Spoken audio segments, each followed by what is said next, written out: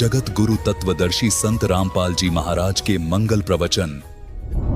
परम अक्षर ब्रह्म वो असंख्य ब्रह्मांड का ओवरऑल कंट्रोलर है। अब देखिएगा, श्रीमद् भगवद गीता जयदयाल गोविंद का इसके अनुवादक हैं, गीता प्रेस गोरखपुर से प्रकाशित है। अध्याय नंबर 15 पंचदश अध्याय। यहां से देखिए, संस्कृत अच्छी तरह समझ में आवेगी। दिवऊ इमऊ पुरुषौ लोके, इस लोक में दो पुरुष हैं, दो परमात्मा हैं, एक सरपुरुष एक अक्षर पुरुष। इस पुरुष को हम यहां दोनों जगह लगा देंगे, सरपुरुष और अक्षर पुरुष। और इसी प्रकार नासवान, सरकार तो होता नासवान, अक्षर होता विनाशी। सर्वाणी भूतानि कटुष्ट अक्षर उच्यते। इसका अर्थ यह बनता है कि इस लोक में, मिट्टी वाले पृथ्वी वाले लोक में जो नासवान स्थिति के लोक हैं, अक्षर पुरुष और सरपुरुष के, इसमें दो पुरुष हैं इस लोक में, सरपुरुष और अक्षर पुरुष।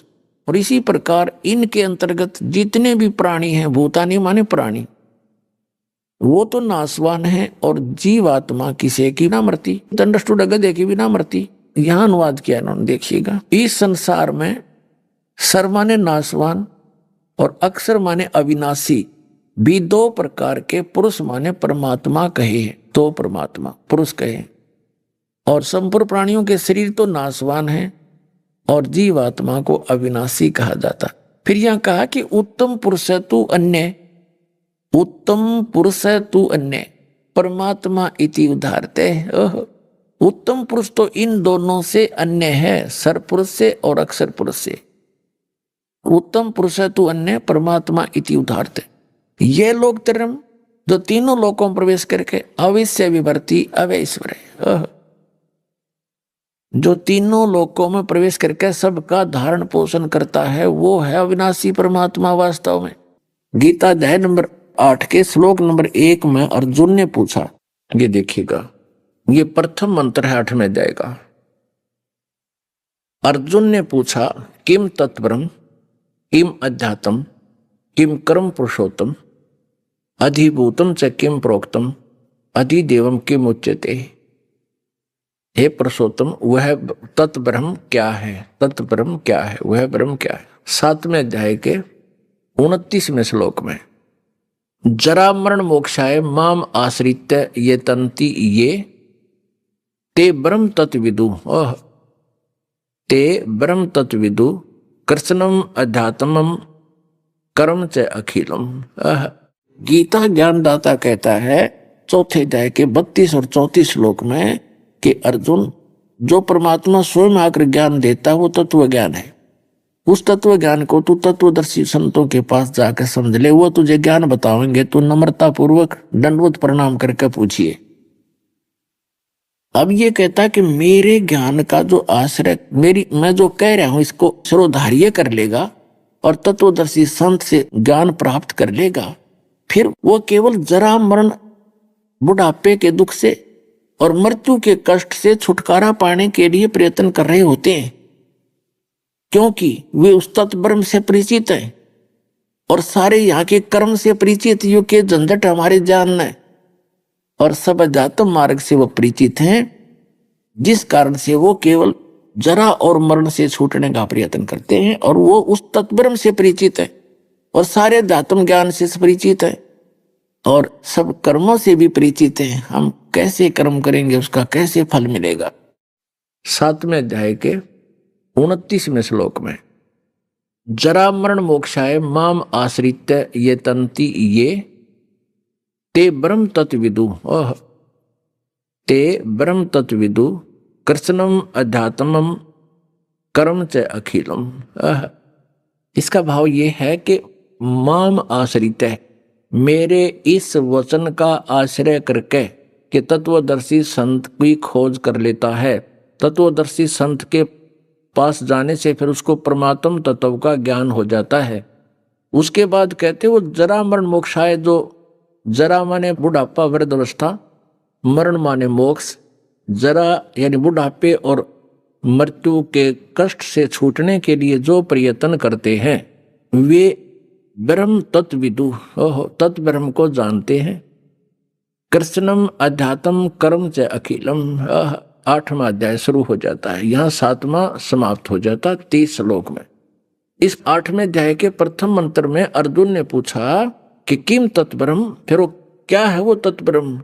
अध्यात्म किम कर्म पुरुषोत्तम, अधिभूतम च किम प्रोक्तम, अधिदेवम किम उच्यते। प्रश्न पूछा कि वह तत्ब्रह्म क्या है। अब इसका तीसरे मंत्र में, तीसरे श्लोक में गीता ज्ञानदाता ने उत्तर दिया है। ये तीसरा श्लोक है। वह परम अक्षर ब्रह्म है, वह परम अक्षर ब्रह्म है।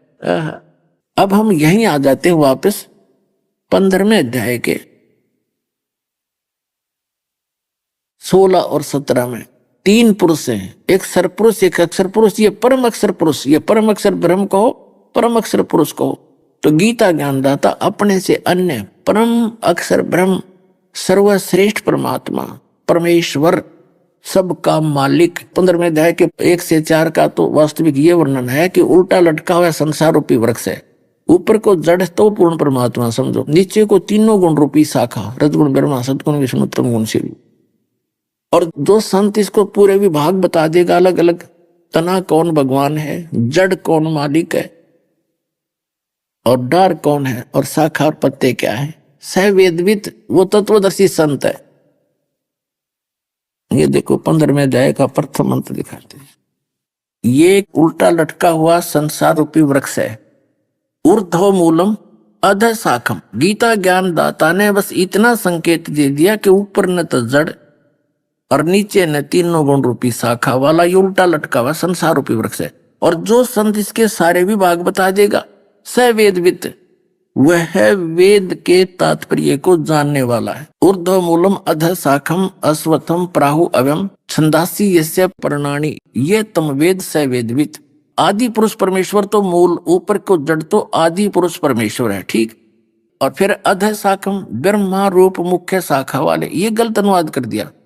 अधः माने नीचे। ये देखो इसमें दूसरे मंत्र में अधः 2 जगह लिखा है, अधः अधः, और इसका अनुवाद इन्होंने यहां किया है। अधः माने नीचे, अधः माने नीचे। ये देखो तो यहां हम ठीक कर लेंगे। अधः शाखम, नीचे को शाखा वाले संसार रूपी वृक्ष को अविनाशी कहते हैं। वेद जिसके, वेद नहीं, जिसके विभाग हैं, पत्ते आदि कहे गए हैं। और उस संसार वृक्ष को जो पुरुष मूल सहित तत्व से जानता है, यानी जड़ से लेकर पत्तों तक, सवेदवित, वह वेद के तात्पर्य को जानने वाला, अर्थात वो तत्वदर्शी संत है। अब देखो इसमें दूसरे श्लोक में कहा है कि उस संसार रूपी वृक्ष की तीनों गुण रूप, रजगुण ब्रह्मा, सतगुण विष्णु, तमगुण शिवजी रूपी शाखा है। ये शाखा है। अधः च ऊर्ध्वम प्रसता तस्य शाखा गुण प्रबधा। तीनों गुण, रजगुण ब्रह्मा, सतगुण विष्णु रूपी शाखा है, और ये ऊपर और नीचे फैली हुई है। अब हम इसका सिर्फ निष्कर्ष निकालना चाहते हैं कि परमात्मा, इसमें यह भी पहचान बता दी कि तत्वदर्शी संत की पहचान क्या होगी, जो उल्टे लटके हुए संसार रूपी वृक्ष के सभी विभागों को बता देगा। सवेदवित, वो तत्वदर्शी संत होगा।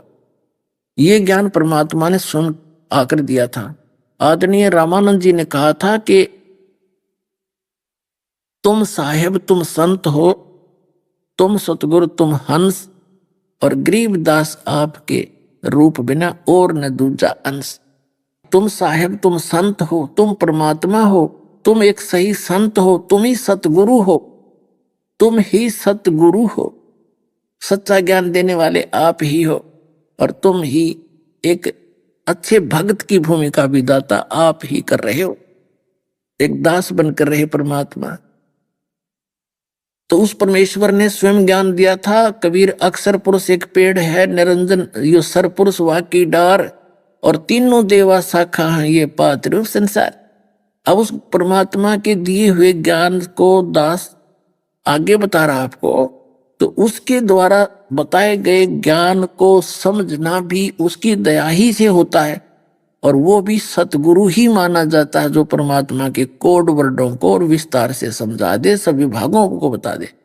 तो उस परमात्मा ने इस दास को अब आपके लिए सतगुरु माने सच्चा ज्ञान देने वाला बना के भेज रखा। इसमें कोई बड़ान बड़ाई भी ना समझियो, केवल एक टीचर बना दिया आप विद्यार्थियों के लिए।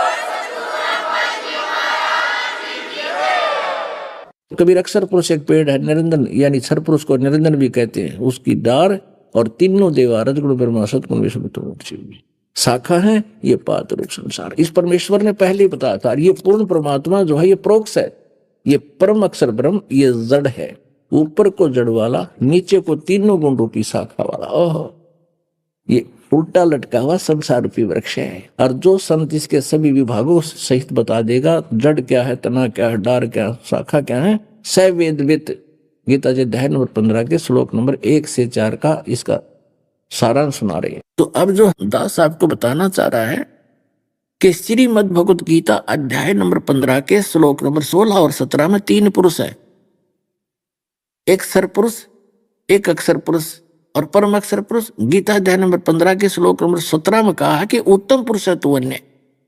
इन सर पुरुष और अक्षर पुरुष से श्रेष्ठ भगवान तो कोई और ही है जिसको परमात्मा कहा जाता है। और ये लोग तरमावी से विवर्ती अवैश्वर है, जो तीनों लोकों में प्रवेश करके सबका धारण पोषण करता है, क्योंकि पूरे पेड़ को, वृक्ष को जड़ से आहार मिलता है। तो सबका संसार रूपी वृक्ष का जड़ कौन है? वो परम अक्षर ब्रह्म कबीर भगवान। तो वही सबका धारण पोषण करने वाला वो पूर्ण परमात्मा है। हमने इससे इतना ही लेना था, ये अविनाशी है। अब क्या बताया है? श्रीमद् भगवत गीता अध्याय नंबर 15 के श्लोक नंबर 16 और 17 में 3 पुरुष हैं और इनके 3 मंत्र हैं अलग अलग, ओम, तत् और सत, और इनका क्षेत्र भी अलग अलग है। ये देखिएगा, ये एक ब्रह्मांड का लघु चित्र है। इसमें क्या व्यवस्था है देखिएगा। ये नीचे के 7 लोक हैं और ये पृथ्वी लोक है, ये शिव जी का लोक, ये ब्रह्मा जी का लोक, ये विष्णु जी का अपनी राजधानियां है। ये स्वर्ग लोक और नरक लोक, ये धर्मराय का लोक है, ये एक मान सरोवर है यहाँ पर, और ये है वो ब्रह्म लोक,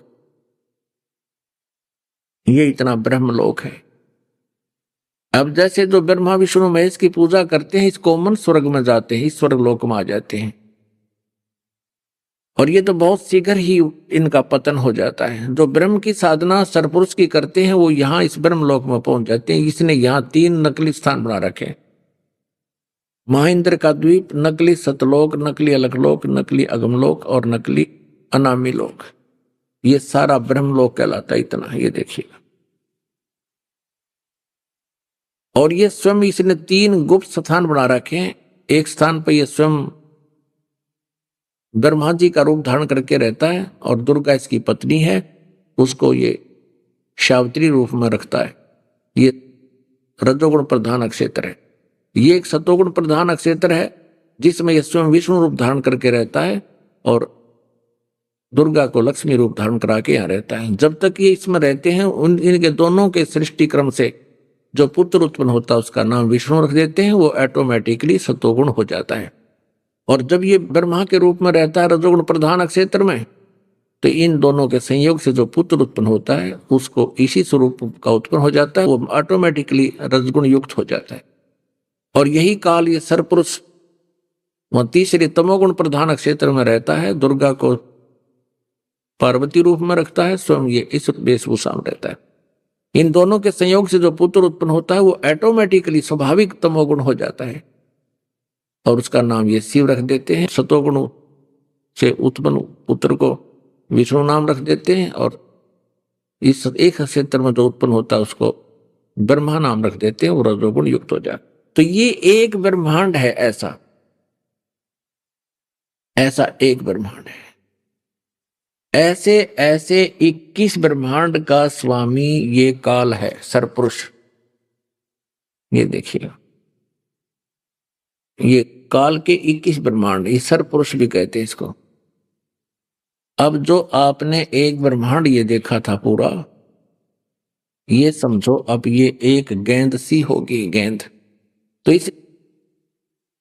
इसने 5 ब्रह्मांडों का एक ग्रुप बना रखे, ऐसे 4 महाब्रह्मांड बना रखे। इसमें 20 ब्रह्मांडों को रोका हुआ है और ये 21वां इसने अलग से अपनी एक राजधानी बना रखी। इस प्रकार ये 21 ब्रह्मांड का स्वामी है।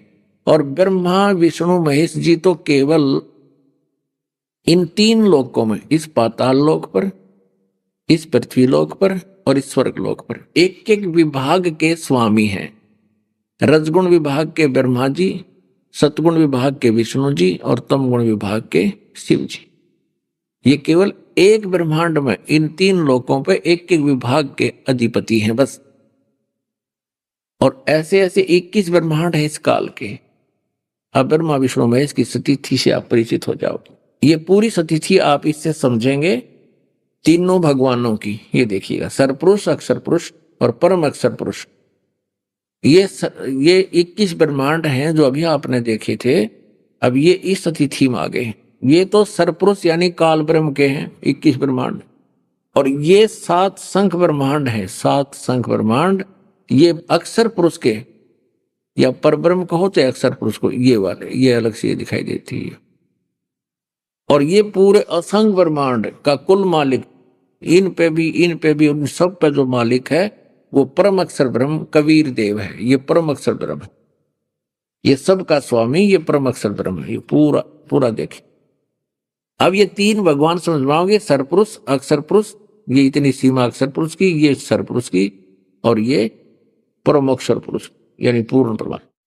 अब क्या बता रहा था दास के हमारे सदग्रंथों में कोड वर्ड हैं। इन कोड वर्डों के ये बच्चों के समझ में नहीं आए। ऋषि में ऋषि आचार्य शंकराचार्य इसमें माथा मार के थक गए, इन कख पता नहीं चला। अब इसमें गीता अध्याय नंबर 8 के श्लोक नंबर 17 में ब्रह्मण्य का अर्थ होता है, जहां 17 में जाके 23वें श्लोक में ब्रह्मण्य अर्थ है, वहां बनता है बड़ा भगवान, क्योंकि वहां आयु का कोई लिंक नहीं है। यहाँ आयु की सीमा बताई गई है। तो ये ब्रह्मण्य का अर्थ है पर ब्रह्म, नेक्स्ट ब्रह्म। ये अक्षर पुरुष की तरफ संकेत है। ये देखिएगा अध्याय नंबर 8 और श्लोक नंबर 17। इसमें संस्कार देखो, सहस्र युग पर्यंत, इसमें सहस्र चतुर्युग नहीं लिखा, सहस्र युग पर्यंतम अह मान दिन, यत मान दो, ब्रह्मण्य माने अक्षर पुरुष। यहाँ ब्रह्मण्य का अर्थ इस अक्षर पुरुष यानी परब्रह्म की तरफ संकेत, क्योंकि यहाँ आयु से संबंधित है, इसकी आयु है, इसलिए इसको परम अक्षर ब्रह्म यहाँ नहीं कहा जा सकता। वैसे ब्रह्मण्य का अर्थ बड़ा भगवान, ब्रह्मण्य माने ब्रह्म से जो बड़ा है, ये परब्रह्म भी इससे बड़ा है, और परम अक्षर ब्रह्म वो परमात्मा पूर्ण ब्रह्म वो भी इससे बड़ा है। सहस्र युग पर्यंतम अह यत ब्रह्मण्य विदु, रात्रि युग सहस्रांतम, इसमें चतुर्युग नहीं है। ते अहोर्विद अहोरात्र विद जना, इसका अर्थ है, इन्होंने अनुवाद गलत किया है। इन्होंने यहां लिख दिया ब्रह्मा का जो एक दिन है उसको 1000 चतुर्युग की अवधि वाला, जबकि मूल संस्कृत में चतुर्युग नहीं है, ओनली युग है, नोट चतुर्युग। इन्होंने अनुवाद अपने ज्ञान से यहां पर घुसोड़ दिया, चतुर्युग नहीं, 1000 युग की अवधि है। ये अक्षर पुरुष की जानकारी है यहां पर ब्रह्म से आगे। और इतनी ही रात्रि भी 1000 चतुर्युग नहीं है, ओनली युग सहस्रांतम, सहस्र माने 1000 युग के अंत वाला, अवधि वाला, 1000 युग की अवधि वाली रात्रि है। और जो व्यक्ति तत्व से जानता है वह योगी जन अहोरात्रविद, वो इसके सही भेद को जानता है, इस दिन रात को सही बता सकता है, जो तत्वदर्शी संत होगा। अब ये स्पष्ट हो गया कि इन्होंने अनुवाद में बहुत गड़बड़ी कर रखी है अपनी अज्ञानता के कारण। यह चतुर्युग नहीं आना चाहिए। दास इतना ही समझाना चाहता था। अब जिस परमात्मा ने, कबीर परमेश्वर ने, उस पूर्ण परमात्मा ने यथार्थ ज्ञान दिया, उस तत्व ज्ञान के अंदर है कि जैसे एक ब्रह्म की जब मृत्यु होगी काल की, सरपुरुष की, और 70,000 बार जब त्रिलोक की शिव मर जाएंगे तब उसकी मृत्यु होगी, तो वो एक युग होगा, एक युग किसका, अक्षर पुरुष का। और ऐसे बने हुए 1000 युग का दिन होगा उसका, और इतनी रात्रि होगी, ओनली युग, नोट चतुर्युग, 1000 युग का। और ऐसे ऐसे ही 30 दिन रात का एक महीना होगा उसका, और 12 महीने का एक वर्ष होगा, और उसकी फिर इस प्रकार बनी हुई 100 वर्ष की आयु होगी, और तब उस अक्षर पुरुष की मृत्यु होगी। ओ तेरा गजब हो। अब सूक्ष्म वेद में परमात्मा ने बताया है, एती उम्र बुलंद मरेगा अंतरे, क्योंकि सतगुरु लगे न कान न भेंटे वो संतरे। इतनी लंबी उम्र भी होगी तो भी अंत में मृत्यु होगी, क्योंकि तुम्हें वो तत्वदर्शी संत नहीं मिले जो श्रीमद् भगवद गीता अध्याय नंबर 4 के श्लोक नंबर 34 में जिसके बारे में कहा है। अब दास आपको समझाना चाहता है कि वो परम अक्षर ब्रह्म वो है वास्तव में अविनाशी, उसकी कभी मृत्यु नहीं होती। अब क्या बताते हैं, मन तू चल रे सुख के सागर जहां शब्द सिंधुरत नागर। और कहते हैं कि कोटि जन्म तू राजा की न मिटी न मन की आशा, और भिक्षुकों के दर दर घूमया मिला न निर्गुण रासा। फिर बताया कि इंद्र कुबेर ईश की पदवी ब्रह्मा अरुण धर्मराया, विष्णुनाथ के पुर को जाकर तू फिर भी वापस आया। क्या बताया है कि तत्व ज्ञान के अंदर गरीबदास साहब जी बता रहे हैं, मन तू चल रहे सुख के सागर जो शब्द सिंधुरत नागर, कोटि जन्म तन बरमत हो गए और कुछ नहीं हाथ लग्या रे। कुकर सुकर कुत्ता गधा सुअर खर, और बना कौआ हंस बुगारे, बुगले तक इन योनियों में तो बहुत बार घूमया। फिर कहते हैं कोटि जन्म तू राजा की न, और मिटी न मन की आशा, भिक्षुक होके दर दर घूम लिया, ये मिला नहीं निर्गुण रासा। ये वास्तविक ज्ञान तुझे ना मिलने से ऐसी भी साधनाएं आपने की, घर त्याग के प्रेरित होकर भगवान के पाने के लिए जंगल में जाकर झोंपड़ी डाल ली, गांव से रोटी मांग ले जाते थे, एक बार रोटी मांग लेंगे बाकी वहां वृक्ष के टहनी का लटका देते थे, सूख जाती थी, अगले कई दिन भे भे कर उसी को पानी में खाते रहते थे, यानी कहीं भक्ति में बाधा ना मिले। तो सच साधना ना मिलने से उससे अन्य सिद्धियां होगी, उन साधनाओं से इंद्र बन गया, स्वर्ग का राजा बन गया, और इसकी पदवी पाली तुमने ऊपर जा करके, देवता बन गए, वर्ण बन गए, फिर पृथ्वी के राजा बन गए, जन्म मृत्यु के चक्कर से छूटे नहीं, ऐसी कठिन साधनाएं भी करके, क्योंकि आपकी शास्त्र विरुद्ध साधना थी। फिर बताया कि इंद्र कुबेर ईश की पदवी, एक इंद्र है जो स्वर्ग का राजा होता है, इस एक पृथ्वी के छोटे से टुकड़े को पाकर एक मंत्री, मुख्यमंत्री बनकर, प्रधानमंत्री बनकर ने सोचा पता नहीं के पा लिया। अपनात्मा परमात्मा की ऐसा मार्ग के पैमाने से इनको नापा जाएगा तो पता चलेगा इनकी स्थिति क्या है, जहां हम सारा दिन जो ना इच्छा करते रहते हैं, ये बन जावा वो बन जावा। इंद्र तो स्वर्ग का राजा होता है, और स्वर्ग के राजा की क्या स्थिति है कि जब ये 72 चतुर्युग तक राज करेगा, 72 चतुर्युग, एक चतुर्युग में 43,20,000 वर्ष है, ऐसी 72 चतुर्युगी तक ये इंद्र राजा बनता है। उसके बाद ये क्या बनता है, उसकी मृत्यु हो जाती है, वो गधे की योनि से शुरू करता है अपने 83 लाख योनियों को, गधे की योनि में आ जाता है। आपने पुण्यात्माओं जैन धर्म के पुस्तक के अंदर पढ़ा, महावीर जैन जी की जीवनी, वो 60 करोड़ बार तक गधा और 30 करोड़ बार कुत्ता, तो ऊपर के लोकों में देव बना, सतभक्ति जो थोड़ी बहुत भक्ति की उसको वहां खर्च किया, फिर गधा बन गया, और कंटिन्यूस कई बार गधा बना। तो ये स्थिति जीव की है। एक समय एक मार्कंडे नाम के ऋषि बंगाल की खाड़ी में तपस्या कर रहे थे, और इंद्र का जो राज्य प्राप्त होता है, जिस प्राणी को इंद्र के पद पर होता है, उसके साथ उसके लिए एक विशेष इंस्ट्रक्शन और होती है कि यदि तेरे शासन काल में कोई इंद्र की पदवी प्राप्त करने योग्य कोई धर्म पुण्य तप कर लेगा तो तुझे पद से हटा दिया जाएगा और उसको बैठाया जाएगा। तो उसको ये चिंता बनी रहती है कि मेरे शासन काल में कोई ऐसी साधना भी ना कर ले। जैसे एक बार विश्वामित्र ने साधना शुरू की थी और उसने अपनी उर्वशी भेज दी, एक मेनका नाम की, इंद्र के लोग तो आई, विश्वामित्र का बकल उतार के चली गई, उसके साथ रण लागी, ब्याह कर लिया। 6 महीने की छोरी होती छोड़ के बाजी, संभाल ऋषि जी कर दिया तेरा काम। तो इंद्र को ये चिंता बनी रहती है कि कोई ऐसा तप ना कर ले तेरे राज को प्राप्त कर ले। इसी प्रकार उसने मार्कंडे ऋषि के पास एक उर्वशी भेजी, ऐसा सुंदर माहौल बना दिया आसपास का अपनी सिद्धि से, जैसे बसंत ऋतु होती है। वहां नाचने गाने लगी। मार्कंडे ऋषि की आधी पलकें खुली, आधी बंद। पहले तो उसने खूब डांस किए, सारे सिद्धि से सब साज बाज बजा दिए। मार्कंडे ऋषि ने कोई गतिविधि नहीं की। अंत में वो निवस्त्र होगी। तब मार्कंडे ऋषि ने कहा, बेटी है, बहन है, माई, तू यहाँ क्या करने आई जंगल के अंदर, तेरा यहाँ आना ठीक नहीं। तो वो शर्मिंदा होकर के कपड़े पहनकर कहने लगी, है मार्कंडे गोसाई, पता नहीं तेरी समाधि कहाँ है। इस बनखंड के जितने भी तपस्वी थे उन्होंने तो मुझे देखते ही उनका दीन खत्म हो गया, और जाने कहाँ आपकी समाधि कहाँ थी।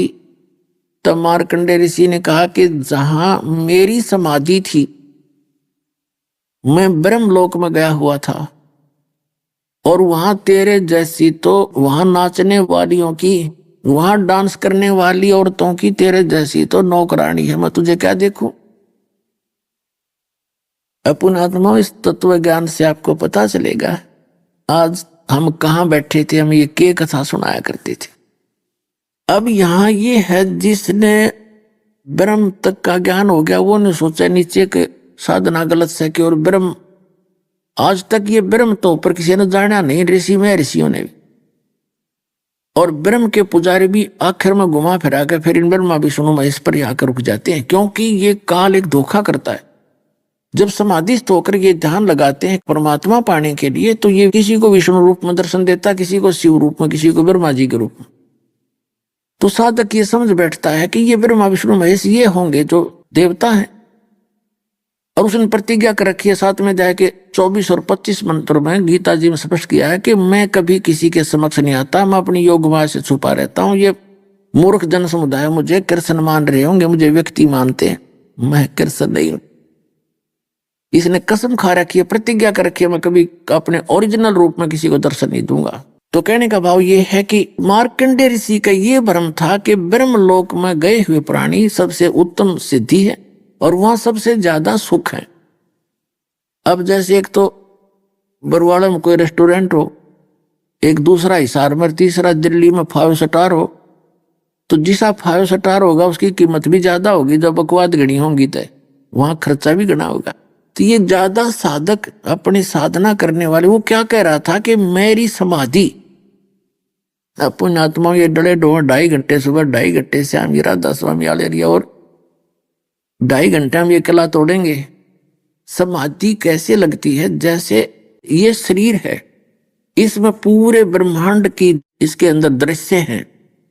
एक पिंड कहो, अंड कहो, एक ब्रह्मांड कहो, ये पिंड है, ये ब्रह्मांड, इसको अंड भी कहते हैं, इसकी एक अंडे जैसी शेप है।